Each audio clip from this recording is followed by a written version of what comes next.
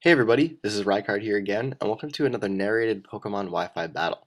Today's battle is an underused match I had against an opponent by the name of MegamanxZero, who's someone I met in the Smogon Wi-Fi Battle Finder and someone I've also uploaded a battle against before. It was a never used match. If you want to go check that out, it was uploaded maybe a month ago or so. But to basically talk about my team, you guys have seen me use this team before. It's the one that's basically meant to paralyze a lot of stuff with Cresselia and Snorlax, and then set up entry hazards and sweep with Honchkrow if I can. And if you remember in that battle, I brought the wrong Honchkrow. I brought my special one instead of my Moxie one. So that was unfortunate for me at least. And funnily enough, the Snorlax that I brought to this battle is not the correct one that I was intending to bring as well. I normally would have brought the Body Slam Whirlwind Rest Sleep Talk one on this, or for this Snorlax, but I ended up actually bringing my Curselax instead, which is really funny because I'm just that bad at dragging Pokemon from my box to my party. Like, I'm that bad at it. But anyway, we'll see how this plays out. It really doesn't matter too much, as you're going to see Snorlax does quite a bit of work being a Curselax in this battle. So let's just jump right into it right now. So to start things off, I decided to lead off with my Cresselia while my opponent led off with his Azelf. Now, knowing that Azelf is a pretty speedy and powerful attacker, I just decided to go for Thunder Wave on the first turn to hopefully cripple it for the rest of the battle. Unfortunately though, he does go for Taunt, and me not really having too much to hit this thing from an offensive standpoint now that I'm taunted, I have to switch right out and go into my Snorlax, which I thought was the Whirlwind one, to take the special hit, obviously. But it is here where I realize that it's the wrong one, but I do pack Thunder Punch on my Curselax, which I think is kind of cool. And I do go for that because I was predicting a switch into Cofagrigus right there, but luckily for me, he actually goes out into his Blastoise, which hits it for some super effective damage, but it really wasn't that much. Since I don't have any attack investment on that Snorlax, it's not going to be doing too much until I have a couple curses up.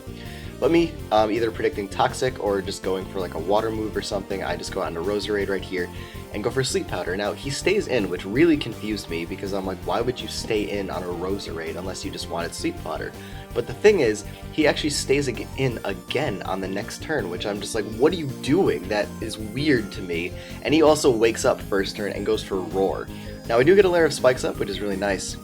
But unfortunately, he does roar me out into my Chandelure, which is annoying because I do take a hefty amount of Stealth Rock damage, and it's also a really bad matchup for me.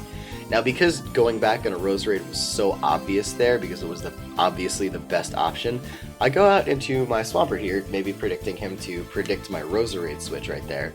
Unfortunately, that does not happen, and I'm just like, well, I can try to get some damage on it, so I go for Earthquake just to see how much it would do, and as you can see right there, that's like nothing. He's going to recover that back really quickly, so I have to switch out and actually go back into my Roserade now. Even though I was expecting that to just be the most obvious thing to do, so why would you stay in? Anyway, that is just like the mentality I get in sometimes as I'm playing. I'm just like, clearly I'm doing the most obvious thing, so why aren't you predicting that, I guess. But anyways, he does go for a Scald, gets a burn, but it doesn't matter for Roserade because of the natural cure ability, and I'm just like, well, he doesn't have anything to sleep right now, so I might as well go for Sleep Powder again. I do, and I actually hit it, which is really nice because I get this Cobalion to sleep. But seeing as this matchup really isn't that favorable for me anyway, because I can't really hit Cobalion that hard, I do have to switch out, and I go back out into my Swampert right here to go for the super effective Earthquake, on the following turn.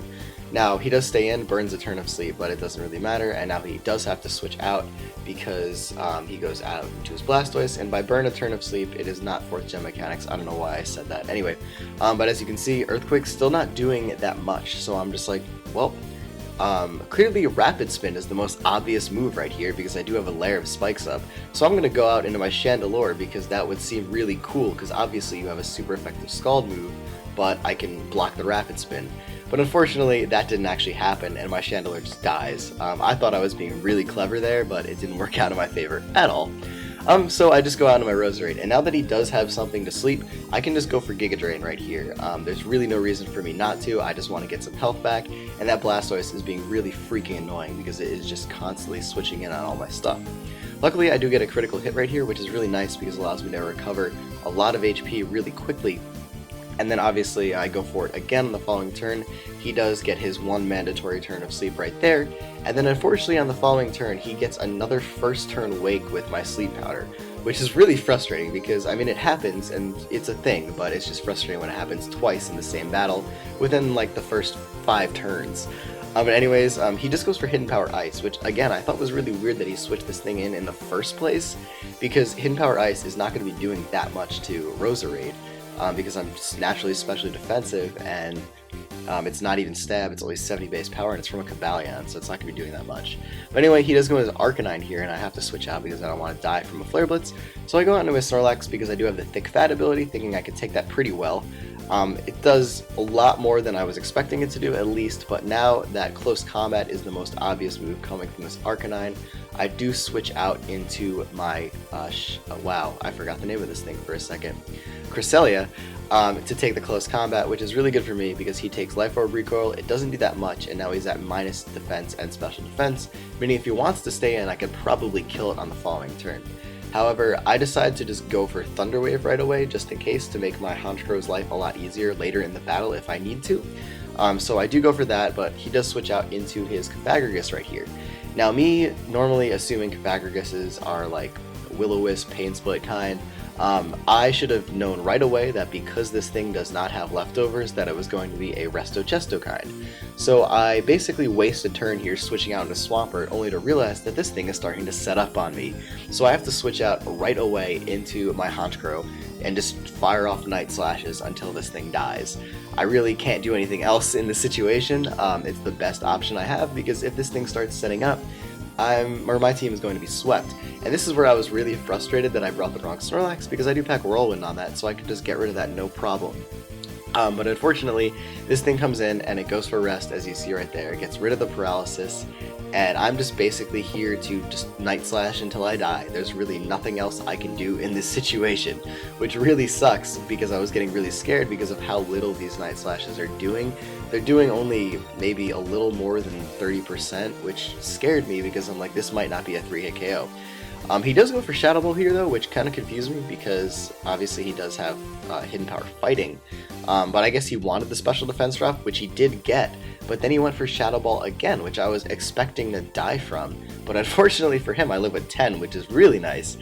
So now I'm just able to go for Night Slash again if he wants to stay in. This thing is dead, which would be a huge relief to me, because that means I won't have to worry about it anymore, but he actually just goes into his Arcanine, and I just take it out with a Night Slash. Now because I have the Mummy ability, because of it spreading to me when I made contact with the Cofagrigus, I don't get the Moxie boost there, but excuse me, he does switch out into his Zoroark right here, obviously because his real Cofagrigus is way less health, and I just go for Sucker Punch to get some damage on it before I die. Now I was expecting this thing to be like choiced in some way, so I go to my Snorlax again because I do have the Thick Fat, and I was debating for a very long time whether or not I should go with Body Slam or Thunder Punch here, because I was like, well, this switch is so obvious to go to this thing, but I can't risk me not killing Zoroark if I get the chance to by going for Thunder Punch. So I go for Body Slam to kill the Zoroark. Ended up being the wrong decision because you see right here, even though I outspeed Cofagrigus and go for Thunder Punch, it leaves him with just a sliver of HP left, which really made me like nuts in my head when that happened, because I was like, crap, this thing is going to set up again, I can't do anything, but you know what, I can set up myself. So I'm going to start cursing while it's asleep and hope that eventually my Thunder Punches will be doing enough damage to where I can kill this thing. So I go for 2 curses right away, and then he wakes up on this turn and goes for Calm Mind. Now if you are wondering who wins in this war, because Snorlax has a significantly higher HP stat and a special defense stat, despite the fact of him having a super effective hidden power, as you saw right there, I'm actually going to win out in this setup war right here. I'm at +4 right now, I think he's at +2, but as you can see, +4 Thunder Punch still does like nothing, which I think is really funny, because Cofagrigus is so freaking defensive. But I get 2 Thunder Punches off right there, and then he goes for Hidden Power. I know those are doing a little bit more damage, but I think I'm able to take him out on the following turn, which is really nice. And he leaves me with just a little bit of HP left after that super effective Hidden Power, which is really cool because now I'm at 97 HP, I believe. He goes out into his Azelf here, and then misses his Fire Blast. Now, as you're going to see in a second, that didn't actually matter, because I had 97 HP left, and I go for rest, I get back up to full. Don't have Sleep Talk on this one, but as you can see, this one does 87 damage, so that's kind of cool.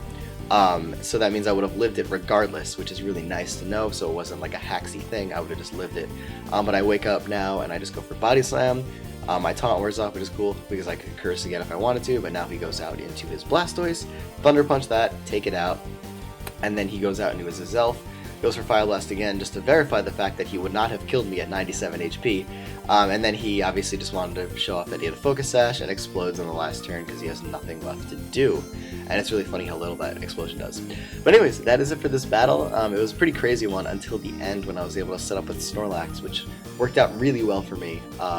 Even though I brought the wrong one, it was still nice to have it around, and it's definitely cool to have Snorlax sweep at the end of a battle when you think things are going really bad, when your opponent's setting up in your face and you can't do anything about it.